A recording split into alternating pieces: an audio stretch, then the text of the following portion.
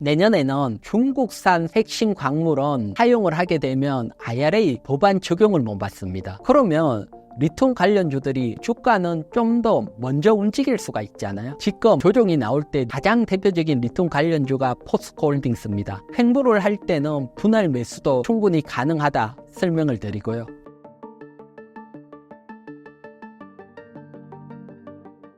2차전지 관련해 대표님이 보실 때 하반기에 관심을 가져야 될 섹터나 종목이 있을까요? 가장 먼저 여러분들이 관심 있게 볼 섹터는 4680 원통형 배터리로 보여집니다.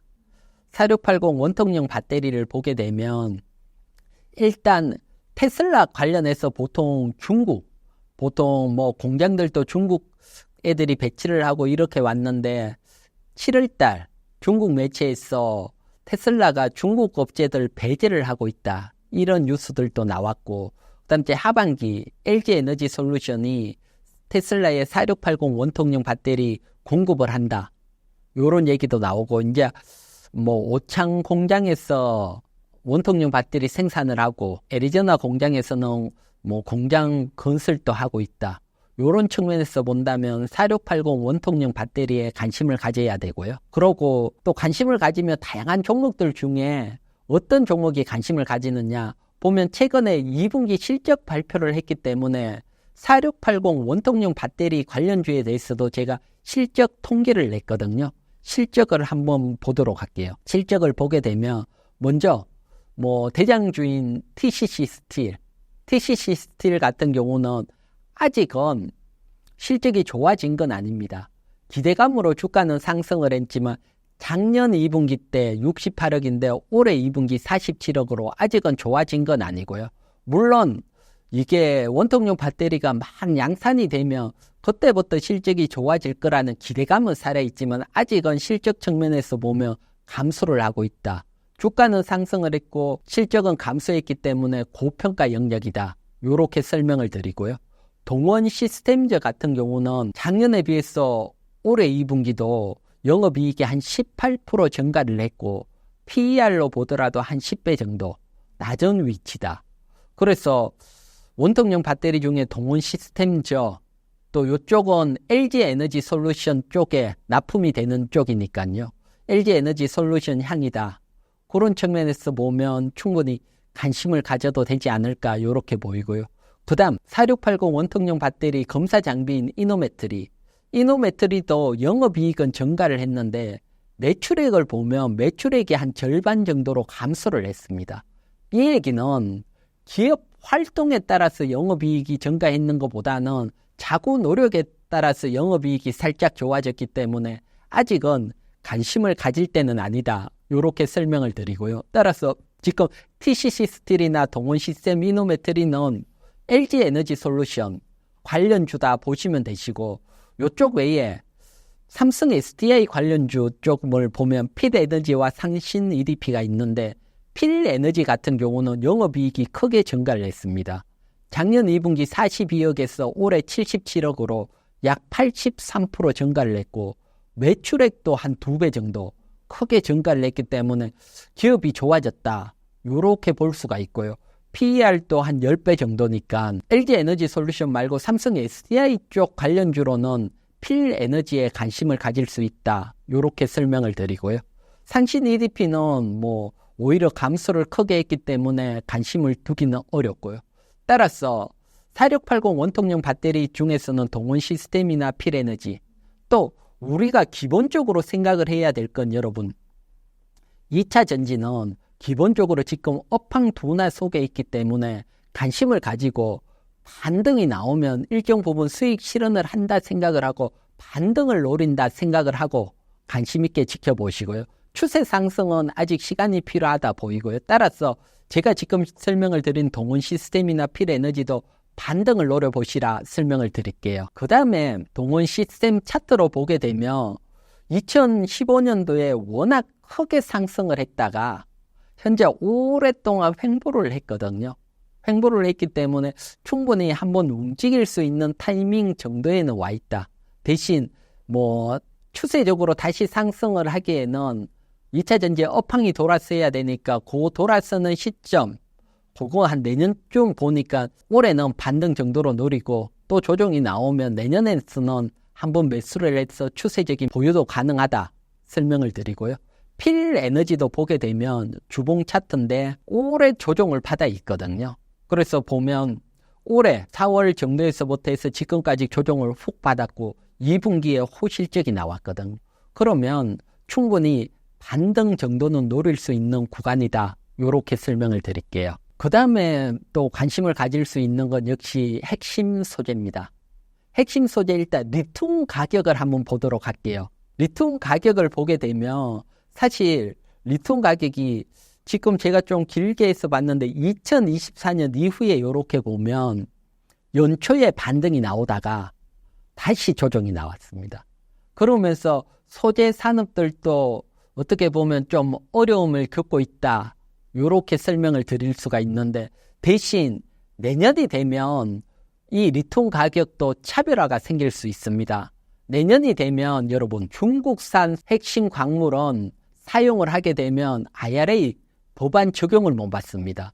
따라서 중국 핵심 소재는 이제 내년부터는 사용을 못하게 됩니다. 따라서 북미 시장으로 들어가는 리튬은 따로 희소성이 생기고 가격 반등이 나올 수 있다.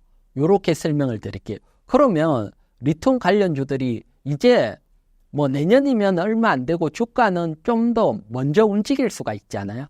그런 측면에서 본다면 지금 조정이 나올 때 리튬 가장 대표적인 리튬 관련주가 포스코 홀딩스입니다. 포스코 홀딩스에 대해서는 여러분들이 관심 있게 지켜봐야 된다. 설명을 드리고 횡보를 할 때는 분할 매수도 충분히 가능하다 설명을 드리고요. 물론 포스코 홀딩스가 지금 7강 산업도 중국이 덤핑이 나오면서 조금 어려운 측면이 있고 2차 전지도 캐점으로 어렵다. 어떻게 보면 가장 어려운 국면 속에 놓여 있지만 포스코 홀딩스 같은 경우는 현재 PER로 따지면 한 9배 정도밖에 안 되거든요. 따라서 다른 2차 전지 소재에 비해서는 정말 PER로 따지면 저평가니까요. 그런 측면에서 보면 실적은 감소를 했지만 저평가 위치고 그리고 특히 이번에 회장이 바뀌면서 회장께서 큰 야심차게 기업가치 제고 위해서 자사주 한 2조 원 소각을 하겠다. 자사주 소각은 뭐 큰 호재로 작용을 하게 되고요. 그리고 2차 전지 소재 고도화 전략 여기에 따르면 2026년까지 니켈은 4.8만 톤, 리튬 9.6만 톤, 양극재 39만 5천 톤 이렇게 크게 2차 전지 쪽에 투자를 하게 되고 요 중에서도 리튬, 특히 리튬이 주가에 긍정적으로 리튬 가격이 앞에 제가 설명을 드렸듯이 차별화가 나오면서 미국하고 반등이 나오면서 포스코 홀딩스도 반등 쪽으로 가지 않을까 이렇게 보고 있습니다. 핵심 소재 쪽에서는 포스코 홀딩스 충분히 조정도 받았고 또 실적 비해서는 아직은 저평가다. 그리고 내년도 리튬 가격 차별화 가격에 따른 반등 기대를 할 수 있다. 이런 측면에서 포스코 홀딩스 설명을 드리고요. 2차 전지 제가 종목들 전체적으로 쫙 이제 실적 정리를 한번 했거든요. 실적 정리를 했는데 사실 보면 2차 전지 장비 중소형주들도 실적이 그렇게 안 좋아요. 캐점 영향을 받고 있다 이렇게 설명을 드리고 그 중에서도 작년도에 비해서 실적이 가장 좋아지고 그리고 뭐 저평가 영역이다. 2분기 실적 기준으로 봤을 때 그런 종목 두 종목만 본다면 NC스하고 원준 요 두 종목이 가장 크게 영업이익이 증가하고 저평가인 종목이고 중소형주니까 뭐 큰 거보다는 반등 정도 기대를 해볼 수 있다. 요렇게 설명을 드리도록 할게요. 1억이 있다면 포트폴리오는 어떻게 구성하는 게 좋나요?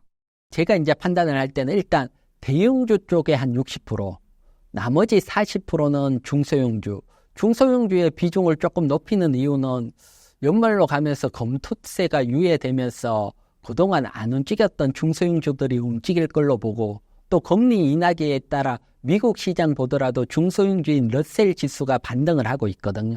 따라서 중소형주 한 40%고 대형주 60%인데 대형주 중에서는 일단 반도체가 40%입니다. 그중에 탑픽은 SK하이닉스고 반도체 같은 경우는 업황도 살아있고 실적 대비 저평가니까요.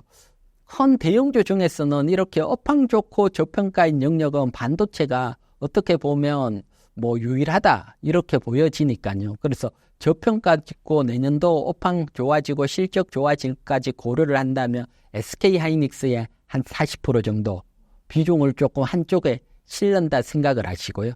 그 다음 포스코홀딩스 여기에 20%, 요건 내년에 리튬 가격 차별에 따른 반등 기대할 수 있고, 또 시간이 지나면 2차전지 대중화에 따른 캐즘 현상이 끝나고 대중화가 된다면 강한 상승도 기대할 수 있다. 이렇게 설명을 드릴게요. 중소형주 3종목 40% 비중 설명하셨는데 중소형주는 어떤 종목에 관심을 가져야 할까요?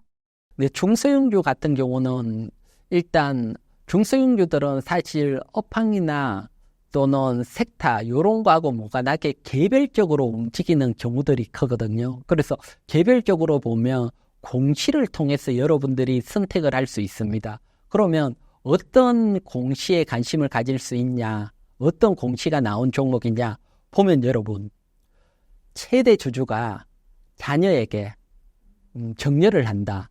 보면 정려를 할 때 세금이 막대하게 나갑니다. 따라서 정려를 할 때는 최대 주주 입장에서는 주가가 가장 낮을 때를 고려해서 정려를 하는 경우가 많으니까 이런 정려 공시가 나온 종목 관심을 가지시고, 또 보면 최대 주주가 장내 매수입니다. 블릭딜이나 이런 게 아니고 돈 들여서 여러분들하고 똑같이 시장에서 그냥 막 매수를 한다. 한 20억 이상 매수를 한다. 이건 최대 주주 입장에서 보면 자기 회사 주식이 향후 상승할 거라고 보기 때문에 매수를 하고, 또는 저평가됐다고 보기 때문에 미리 매수를 한다. 따라서 최대 주주가 매수하는 종목들은 향후 또 뒤에서 강하게 갈 수가 있고요. 또 하나 설명을 드린다면 전환사채가 주식으로 전환이 되는데 전환되는 단가는 미리 약정이 돼 있다. 그래서 약정이 돼 있는 전환사채 단가하고 주가하고 비슷하다. 그러면 주식으로 크게 전환됐던 주가가 수익 내기 위해서는 상승을 해야 되잖아요. 따라서 전환사채 행사 나온 종목 중에 전환 가액하고 주가하고 비슷한 종목, 이런 종목들 매수를 해놓으면 또 크게 상승을 할 수 있거든요. 그래서 이런 쪽에 관심을 가져보시고요. 또 처음 공시를 공부하시려면 또 어려우니까 이금경제TV 유튜브에 오시면 공시 다양한 기법들 나와 있으니까 또 공부하시고 싶으신 분들은 오셔서 참고해 보시기 바랍니다. 신사임당 시청자분들을 위한 한마디 부탁드릴게요. 지금 올해 사실 정말 어려웠을 겁니다. 어렵지만 여러분, 지금 우리가 금리 동결이하고 미국 금리 인하가 다음 달 9월이면 시작이 됩니다. 따라서 상승 쪽으로 전환하기 바로 직전이다. 또 직전에 크게 한번 흔들렸다. 요렇게 보시고 조금만 인내를 하시면 좋은 시절이 오니까요. 여러분들 조금 힘들 내시고 또 여유가 있으신 분들은 시장 조정치마다 매수 관점으로 접근을 해보시기 바랍니다.